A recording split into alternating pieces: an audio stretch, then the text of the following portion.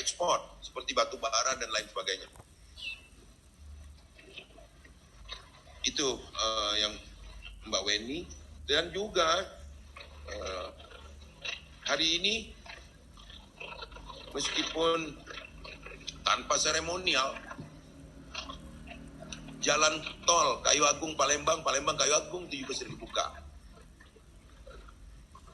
Kemarin saya sudah diskusi dengan Bupati Oki bahwa ini justru bisa membantu kita dioperasikannya tol ini untuk mendeteksi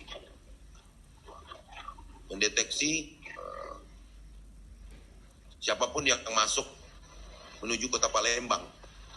Jadi ada screening juga di Kayu Agung. Bupati ternyata sudah menyiapkan thermal scanner dan lain sebagainya.